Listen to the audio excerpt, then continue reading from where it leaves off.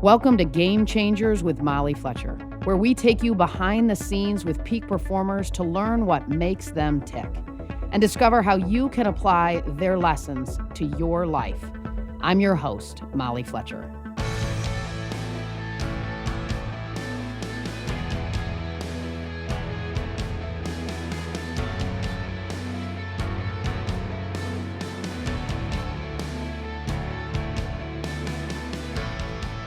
What would your life look like if you let go of everyone else's expectations and unleashed your true potential? Today's guest, Payal Kadakia, is the founder of ClassPass, the leading fitness and wellness membership that was recently acquired by MindBody. ClassPass is one of only 20 female-founded unicorn companies in the U.S. to achieve a $1 billion valuation, and it all started when Payal was unable to find a dance class she could attend after work. Payal has been named to Fast Company's 100 Most Creative People and Fortune's 40 Under 40 lists. Before founding ClassPass, she worked at Bain and Warner Music Group and earned her degree from MIT. In her new book, Life Pass, Payal shares her 4-step approach to goal setting that transformed not only her career, but her entire life. In our conversation today, we talk about pushing through limits, letting go of traditional ideas of success, and fueling your life with purpose. It's time to live by your own rules. This is my conversation with ClassPass founder, Payal Kadakia.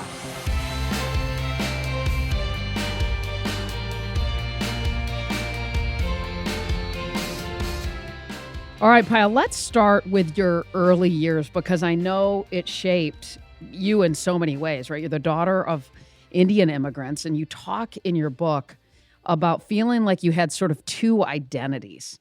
How did you get comfortable embracing who you are? Such a great question and very deep one, right? It started when I was very young. I had my first dual split identity would be being Indian and American. And I think over time in my life, I realized that I kept dividing myself. I think we all do because we want, we're either labeled or we don't fit in. We have multiple parts of who we are. And it took me a really long time to realize that I didn't have to be different people in front of different environments. Because when I was younger, that's sort of the only way I thought it was going to work. And I kind of got comfortable with that. And I think a lot of us do, right? Whether that's being one person at work, another person with our friends, one person, when we're in a certain group of people and another in another set in a community. So I think for me, it started with first finding a good community of people that made me feel like I could be 100% myself. And so for me, a lot of that came from reaching out to different Indian communities that were around me that were full of Indian Americans. And that was an important part. It was somewhere where I felt like my parents fit in, where I fit in, where the values I was sort of being raised in and here in America made sense. So that was sort of like step one for me, was just finding communities that strengthen the different parts of who I was. I would say the second thing was really learning deeper about who I was, right? And this came for me from a really interesting form of Indian dance, to be honest, right? I didn't always appreciate it when I was younger, but my dance teacher was sharing with me stories of the women in India, which obviously, I was born and raised here. I've been back to India a few times, but honestly, predominantly, I've lived here all my life. And with that, I didn't always know where I came from, right? And I think learning the stories of the traditions of, the women who kind of came before me in India also helped me build a better backbone in terms of saying, like, this is who I am and I feel really great being it. And this is all I would say, like, back to the original question, was me building armor. Again, so much of what I ended up facing once I became older and in the professional world is just me learning how to deal with being different, because we are all different, right? Yeah. And then I think the last part was just figuring out how to be confident in any environment. And I think by the time, for me, when I got to college, I was very proud of being Indian and American. And whether that meant like putting on dance shows that were in front of like all my American friends and dancing beautifully to my Indian culture, or, just sharing more about who I was and my culture, I think that's when things started blending for me. And of course, like this is very much about like being Indian and American, but I think this has really transferred in my life in many ways, right? I'm a creative and I'm obviously in business, right? And I've had that my whole life. Like I went to MIT, which makes me very mathematical, but then I'm an artist. So I've really always had this duality and I've surrounded myself with different communities. So even when I was working at Bain, I had this beautiful artist community in New York City that also helped me learn more about who I could be in the world, right? Which made me think differently. So I wasn't just around the same sort of thinking. And all of that led me and inspired me to obviously build a company like ClassPass because I was around different thinking and different, thoughts that made me actually also feel like, hey, there are people in the world that I resonate with, which are in different communities and obviously different problems I want to also solve for different people. Yeah, I mean, boy, I mean, your level of creativity, clearly, and then you marry that with MIT. I'm sure I'm not the first person to join. That is unbelievably unique and incredible in so many ways. It's amazing. Thank you. It took me a really long time actually to call myself an artist. I mean, I still struggle with that word because so much of my upbringing and life was this analytical side of things. And it was hard to find and to say that that was creative for me. But I always remember, like, I wrote my MIT college essays on how geometry was art to me and creative to me, and how I would like visualize it instead of it being complete math to me. So I was always kind of putting the two together. I didn't even realize it. And it's like, to me, when I look at your life and your success, being multifaceted, it has ended up being one of your greatest gifts, right? I mean, Indian and American, artist and businesswoman, right? You're a founder and wife and a mother. At some level, right, I would imagine there was some reframing sort of your story to find all the gifts in it. So in addition to the community and getting clear on who you are and having that level of confidence, how did you reframe that narrative throughout that journey so it served you? You know what I really had to do was go to where I felt most like myself, which was a place like dance, right? Because in that place, I was judgment free. And I think when you even say the word story, that ultimately becomes about what other people think of you. It's inherently in there. And I just started not listening and realizing like my story was for me. And the best way for me to do that was in an environment where I felt 100% myself. So obviously, we all end up in places where we feel uncomfortable or, we feel like we might not fit in. But being able for me to go back to this home base of a place where I felt like I was writing my own story made me feel like I could be anyone. And that's really the key is to feel like you truly can be anyone in your life, right? Is that at any point, even at any age, right? This isn't even about when we're younger, is that I can change. And so, even this idea of being an entrepreneur, I never thought I was going to be an entrepreneur when I was younger. I literally was just inspired by a problem to solve that led me in a direction to become an entrepreneur. But even that label for me is weird. It's strange because I'm like, wait, it wasn't that. It wasn't that I was trying to like go into entrepreneurship because I wanted to build something. It led me there because I was listening to myself and my own story, right? And so that reframing, I think, really comes from inside you versus externally. And the more we let external factors tell our own story, the less we live our own life. You touched on it, right? You saw a problem in the world, one that you experienced, and you wanted to solve it, which I think is how all the best companies, businesses start. How did that initial idea around ClassPass come about? So it started from more of a personal journey I was trying to go on, which was one, I didn't know what I wanted to do in my career, right? So at a more macro level, I was sitting there at my desk working in corporate America, and I wanted to try something new. Potentially, like I was going to go in the arts world or work further in the music industry. I ended up taking a trip to San Francisco to visit one of my friends, and this is 2010, right? So this isn't when like the whole world is like not really about entrepreneurship yet, right? There's like, it's mostly in Silicon Valley. And I go there and everyone I meet is building some amazing, interesting app or product idea. And I'm sitting here like stuck at work, right? And I'm like, wait a second, like I have the skills and the creativity to do this. I just need a problem to solve, right? That I cared about. So I gave myself 2 weeks to think of an idea because I was inspired by all these new people I met. And I went on a journey to, look at things around me from like my commute to, could there be like cell phones in your showers? You can get more things done and be more productive. And nothing was sticking. But luckily enough, so I obviously was dancing a lot and I was always going to dance classes post work. And so I was training in ballet at the time. And since I was in this explorative mindset, I decided to try a new class. And so this is literally, I gave myself a 2 week deadline on a Sunday. This is Tuesday morning. I'm going to, I have my ballet clothes with me. I'm thinking of trying a new class. So I log on, right? I go onto the internet, trying to find like a different class to take. I end up with like 15 different web browsers open. I'm on like different websites. I'm on, like trying to figure out which one's close, which one's the right level for me. And it's like been 3 hours and I'm like, I still don't have a class to go to. And that's when I got the idea of thinking about, wow, how can technology fix this issue of this information gap that exists when it comes to classes? And that was really the inception of the idea that really has been the fuel to where ClassPass is today. Then you had to muster up at some level, right? The courage and the confidence to go all in and bet on ClassPass, bet on yourself. Tell me about that. Yeah. So, this idea I had was in the summer of 2010.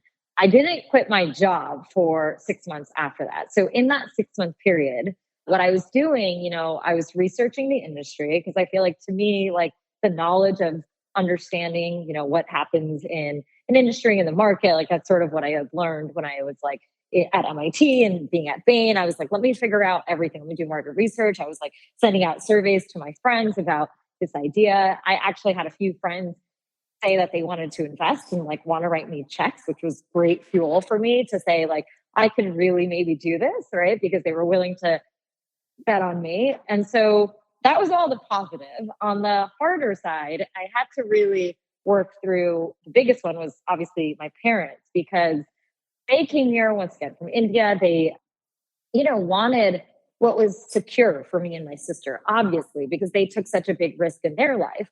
And so I understood that, right? And I wanted to make sure that they felt like I was doing things on, the right terms and all of that. And so I had to have some deep conversations with them. I think the biggest one was my mom during Thanksgiving of that same year. She just looked at me and I remember telling her how I didn't want to go back to work the next day. And she just looked at me and she goes, I think you should quit. Like, I really believe in you. At this point in my life, I had checked off so many boxes, right, for my parents, whether it be MIT. And also, I had built my dance company too on the side that had gotten a lot of accolades. And I think I had earned my parents' trust. And her allowing me to be free and fly was so important to my journey because that was sort of like this last step for me of knowing that I had done what, their risk in their life, sort of which they had taken, right, with everything that they needed was going to be okay. Like I never wanted them to feel like I did all this and there you are throwing it all away. So it was nice for her to like let me go in that way. And then I think the other important thing I did, and I talk a lot about this in the book too, is how I really thought about my finances. And I know it's so easy to dream of quitting, right? And dream of sort of like going off this cliff to do what you love. But you do have to make sure you're in a responsible financial place to do it. And I don't think a lot of people talk about this part of it. And I made sure, in those 6 years I was working, I saved every penny I could that didn't need to be spent. And the reason I was doing that wasn't because I knew I was going to start a company. I didn't know that at the time. I wanted to save it for a moment when I knew I was going to take a leap. So now I was at that moment, my dad and I, we put a budget together. We sat there and thought about like how much money I basically would not be making at the time, but what my costs were, and basically came up with a plan, right? Of what was my monthly expenses going to be? How long could I really live off of my savings right now with some sort of a cushion? And it really, I had saved up a 3-year runway to build something. And what a great like freedom, right? I always think this is so important is to make money work for you. You do not work for money. And I think that mindset really was something I really always strive for is I never wanted to feel constrained by money. And I think maybe because of my childhood and seeing, my parents worked so hard to obviously get me and my sister through school and just put food on the table.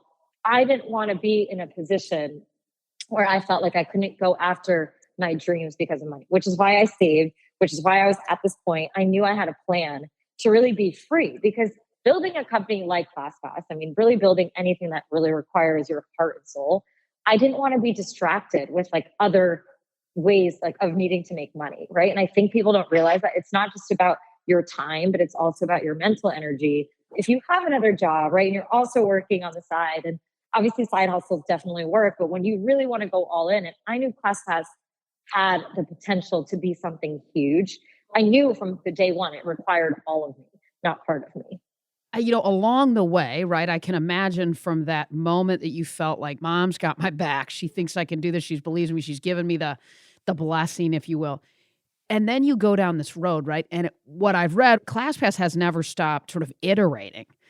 And so I'm curious, as an entrepreneur, how have you been able to balance, right, the grit that you need at some level to keep going, but then at the same time, as an entrepreneur, recognizing when it's time to make a change, when it's time to iterate, and when it's time to kind of keep grinding it down the path that you're on?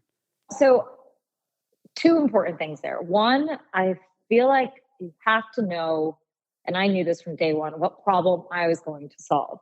I wanted people to get to class, right? So, having that as the true north helps guide you in being able to say when you need to make a decision. So, if people were not going to class, I obviously knew I needed to make a change, right? Because that was the true north. And I think for any entrepreneur out there, you always really need to know that. It's actually whenever I'm investing or I meet people, I always ask them, what problem in the world are they solving and how will they know when they solved it?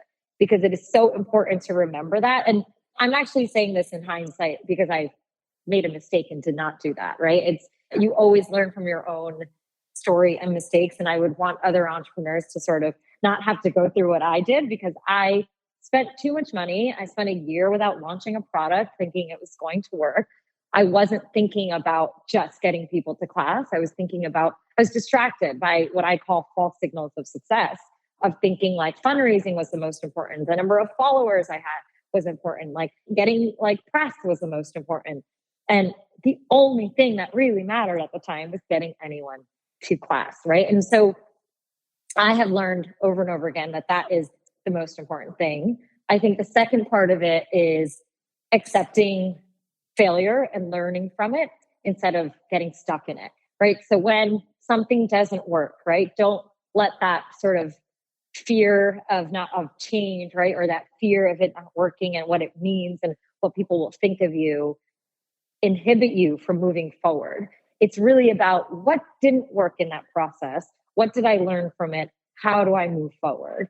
And I think so much of the time we don't think about that. And I think I've learned to do that as a company. We really, really learned to do that.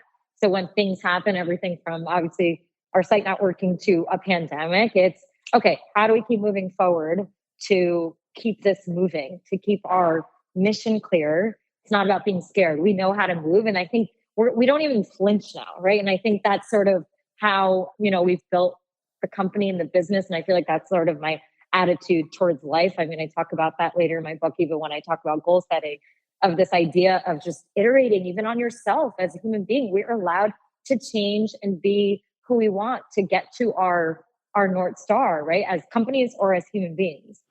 Totally. And obviously iterating and change, that we're hearing that so much in the world today, right? Adaptability at some level is one of the most important currencies, if you will, today more than ever.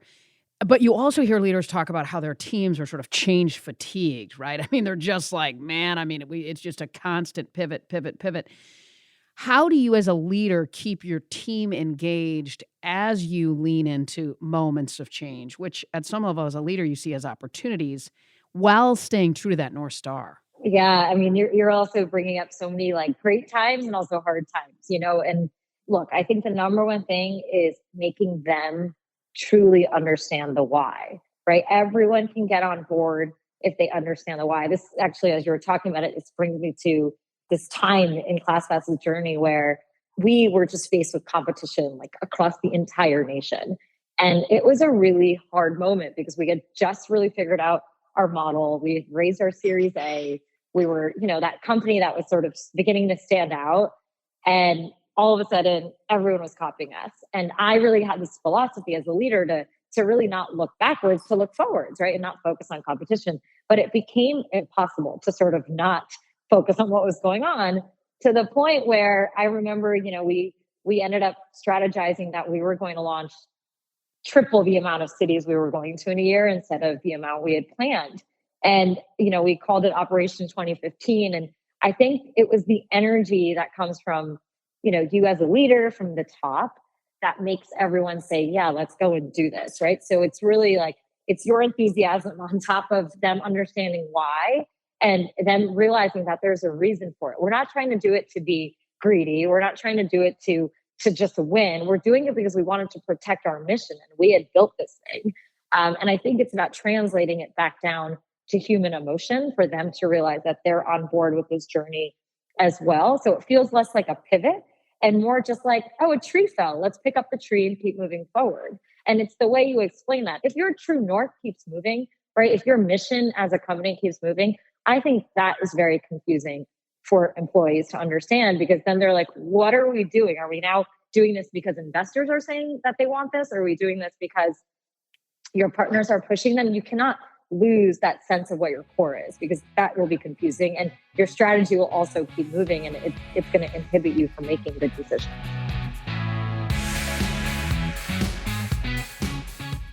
In just a second, we'll get back to the conversation. But first, I want to share some exciting news. My new TED Talk is out now, and it's all about the secrets to a champion mindset. For more than 15 years as a sports agent, I had a front row seat to peak performance.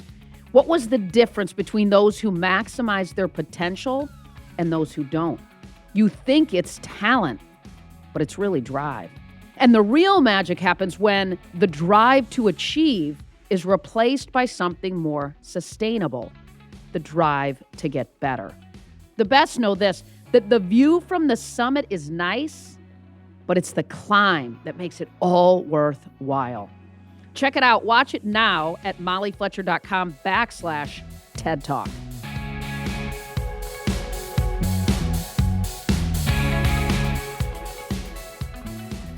In your book, you talk about false signals of success.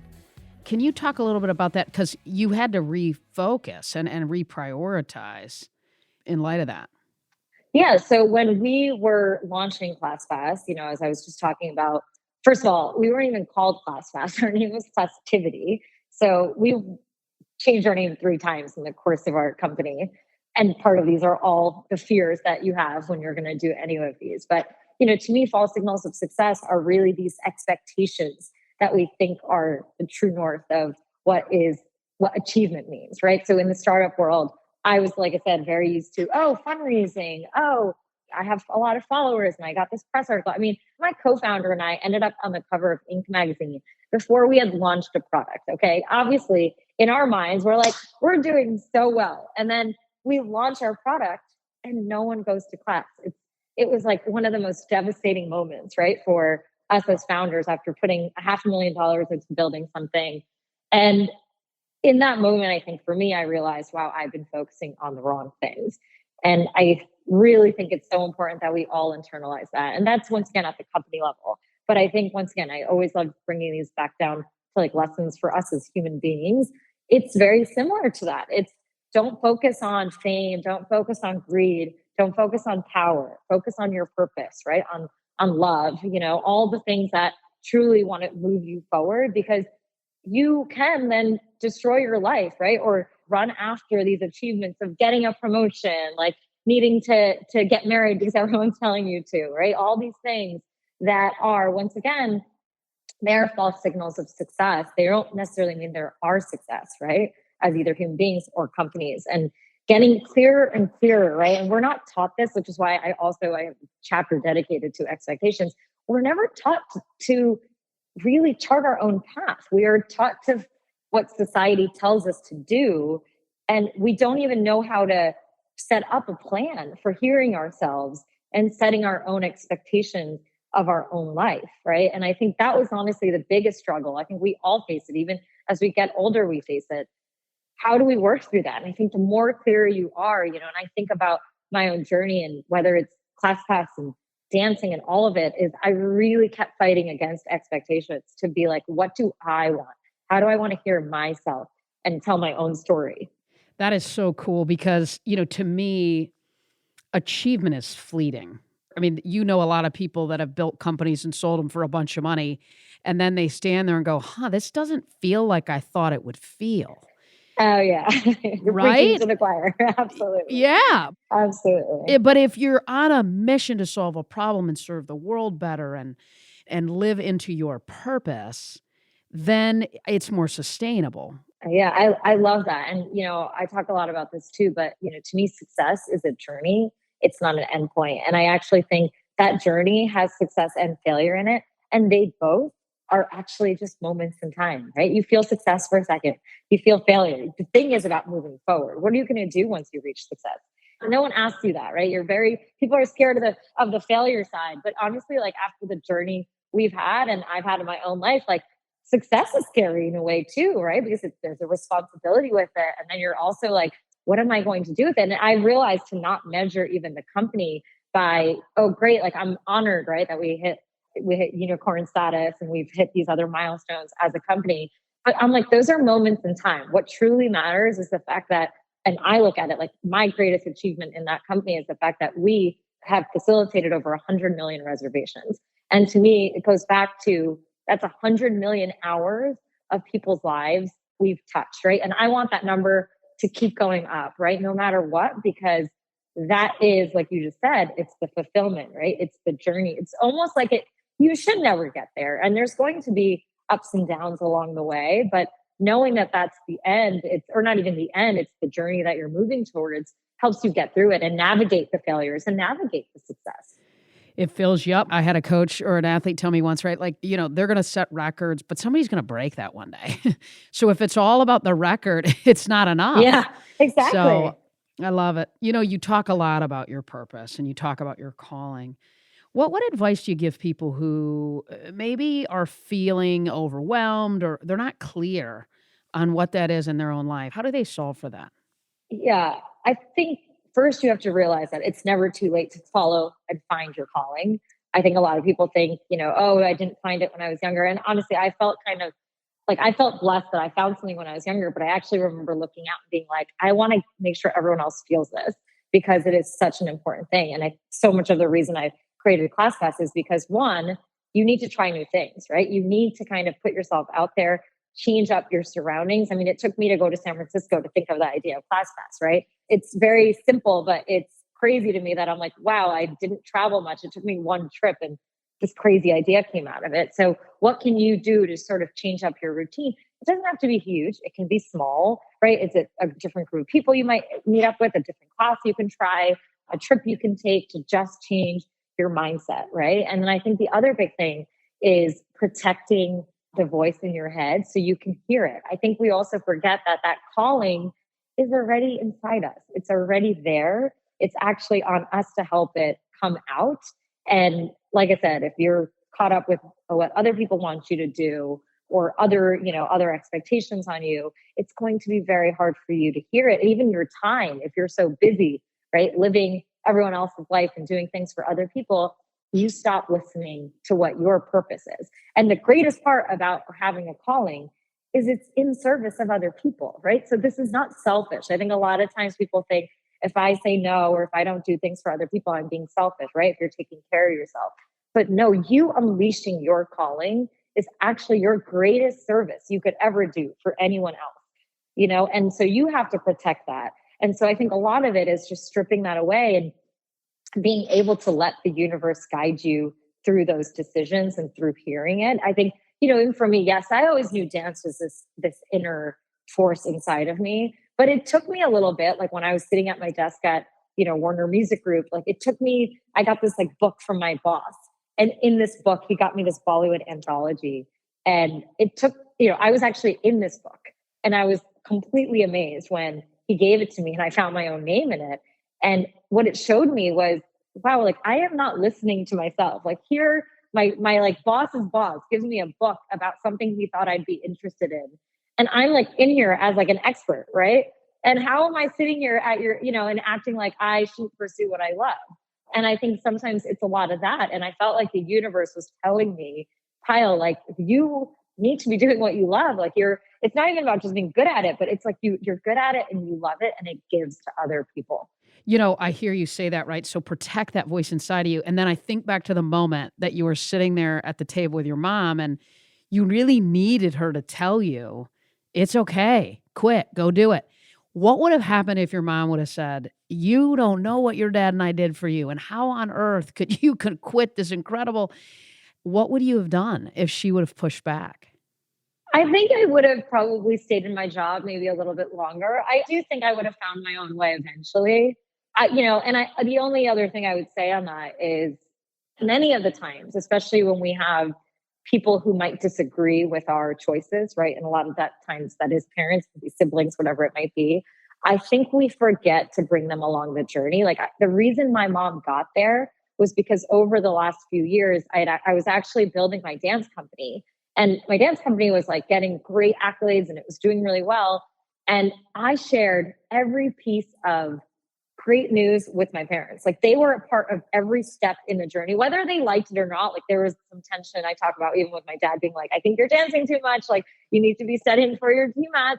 But I wanted them to show up and see it firsthand, because when they saw the gift, right, and they saw me doing something I loved and how it would impact others, it was impossible for them to say, okay, she's not on the right track or she can't do it, And I think my parents were just like, and I think this got my mom to that point where she was like, Kyle, anything you do in your life, you do well and with your whole heart.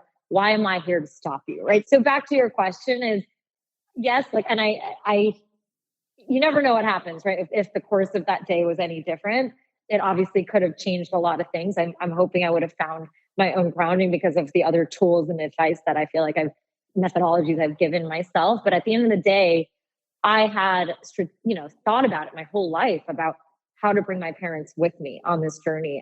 It is so important when you have your goals to share it with the people around you. And a lot of time we're scared to, right? Whether that's like your boss, right? Or people like around you, because you feel they're going to judge you, right? But I've learned this as a leader. I always want to know exactly what's going on in my employees' lives all across every aspect, because that's the only way I can truly make them thrive, is by knowing what's going on. Like, are you dealing with something else? Like, that's fine. Like, I want to give space to that on top of you being able to thrive in the environment we're creating here. You touched on goal setting and you talk about it in the book, of course.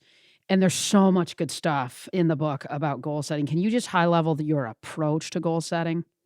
Yeah, at a very high level, the whole process takes up to like an hour and a half. So can't get through it right now, but ultimately, there's four main steps. The first step is about reflection, so you can really ground yourself on how you're feeling and what thoughts are predominantly in your mind. And I think we forget, if we're going to goal set, we need to first take stock of where we are right now. So that is step one. Step two is then about dreaming forward. So it's really about figuring out what themes and what emotions and thoughts you really want for the coming year, right? So this is sort of a way for you to think about your achievements, but in a different way. This isn't about I'm going to achieve some task. It's really about how do I want to feel in a year from now, right? So you're anchoring yourself on a very different thing. So that's step two. Step three is all about focusing, right? Because you cannot make change in every aspect of your life, right? I think so much of what I've always seen go wrong is everyone tries to do everything and you end up making progress on nothing. And even when I look back on my own journey, so much of my success came from something so small, or my belief in myself, right? Putting on a small show, then maybe a bigger show, and then deciding to quit my job and start an app. Like all of those were step stools into where I ended up going. But if I never started and executed on it, something small, well, I would have never felt like I had earned the right to do the next step. So the goal setting method for step three is all about actually taking stock of all the time you spend. So it has a time analysis in it, a bit of a self-reflection on how those times are serving you. And then you ultimately end up going into goal setting by choosing only a specific amount of areas of your life you're going to focus on. And the other part of this, which is also different and I've never seen, is I only do this quarterly. So basically, these dream words you set are for the whole year, but quarterly, you go and set minuscule goals in a few focus areas, and you get to change those every 3 months. because we change as human beings. We have to realize that sometimes something I want to do and that I thought I wanted to do is actually not serving me. Why get stuck in doing that for a whole year because you set some sort of New Year's resolution, right? Or goal to do it. And so this allows you to really make progress in different focus areas of your life, but also then go and establish new ones. So I really get excited every 3 months because I'm like, I get to be someone else the next 3 months, right? Like, especially if something isn't working for me, right? And then the other big key part of it is when we do goal setting part, and I go through this in depth in the book, is I have a very specific way to write goals down. So like them being measurable, right? Focusing on not just like the outcome, but really thinking about the how, right? So if it's something like I want to run a marathon, like that is a very far point in time. It might even just start with like, just start running 3 times a week, and run X amount of miles. Like you need to actually be very specific in how you strategize the goals to get to that end point. That so by the end, every quarter you have a set of 10 to 15 goals.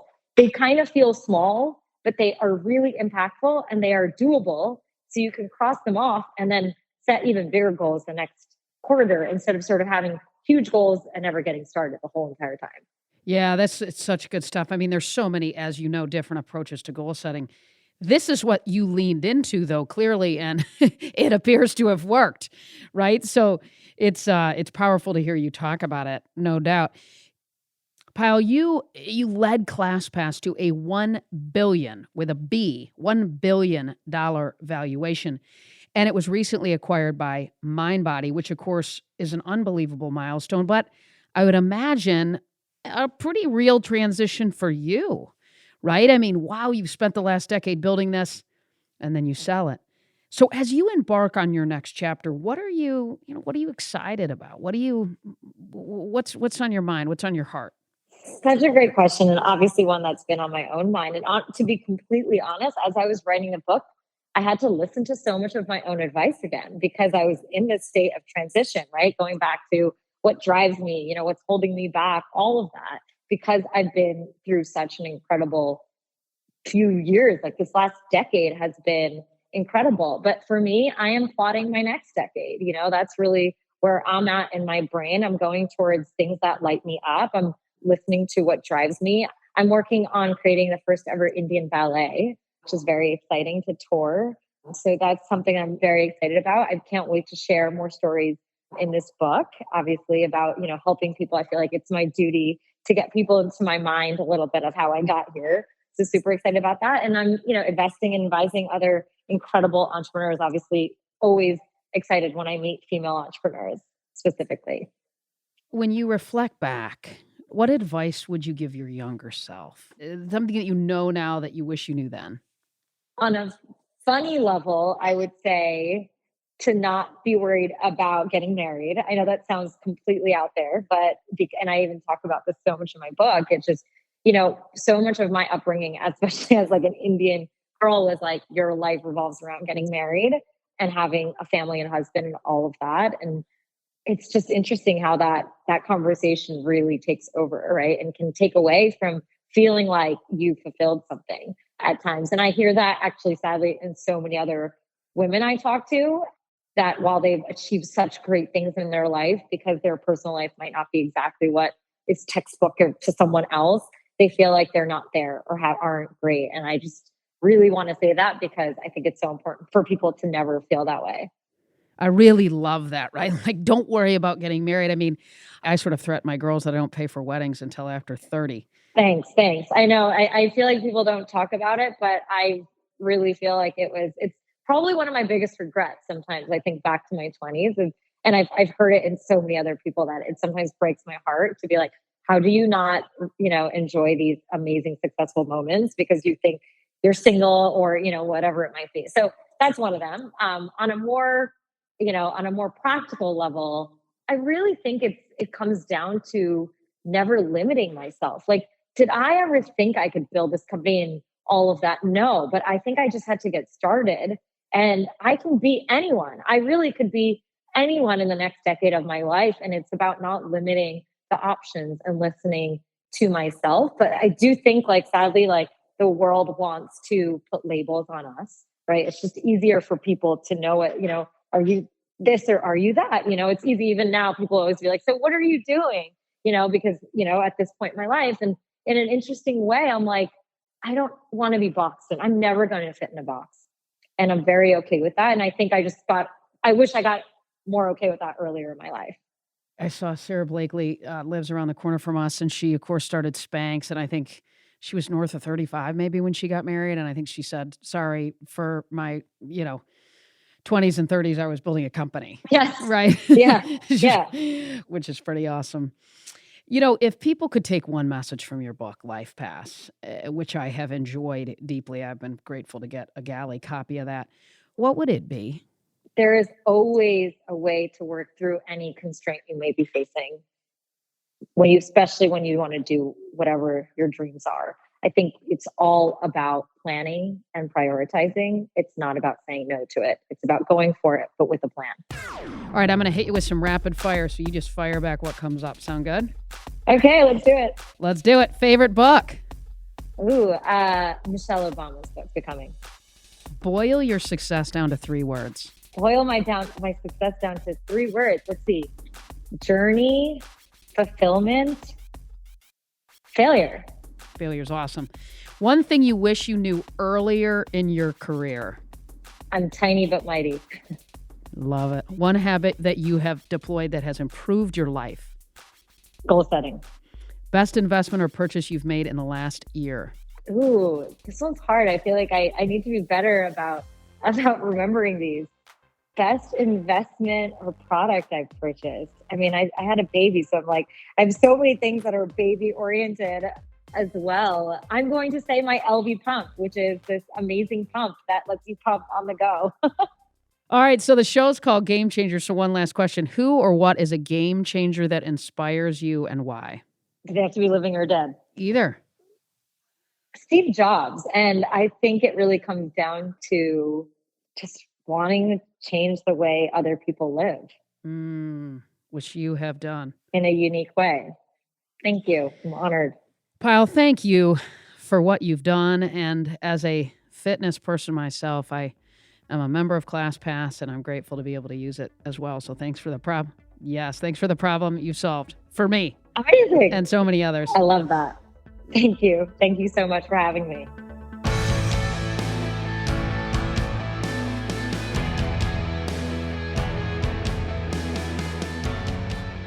Wow, what a gal. Here are a few of my favorite takeaways from my conversation with Payal. Number 1, get clear on the problem you're solving. I love this. What problem in the world are you solving, and when will you know that you've solved it? How good is that? This is so simple, but so powerful. Number 2, don't be fooled by false signals of success. They can lead you down the wrong path, ending up choosing what's easy to see, like fame, money, power. Focus on your purpose, not on your achievements. This is so good. Focus on your purpose, not on your achievements. And number 3, success is a journey, not an endpoint. I love how Payal talked about success and failure as just moments in time. Success might seem like a destination, but it's just the beginning of the rest of your journey. I love this because it's so aligned with my TED Talk, which is all about how do we wake up every day and get better every day. We're not chasing success from the perspective of a destination. We're chasing the opportunity every day to get better. And remembering that when we do achieve success, it's just the beginning, as Payal says, of the rest of the journey. Love it. So good.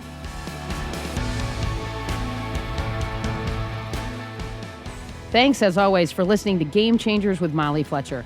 If you like the show, be sure to subscribe on Apple Podcasts. There you can listen to previous episodes and leave us a review, which helps other people find out about the show. This episode was edited and sound designed by the team at Sound On Studios. You can find out more about their work at soundonsoundoff.com. Check it out. For more about me, visit mollyfletcher.com. Until next time, stay curious and be bold.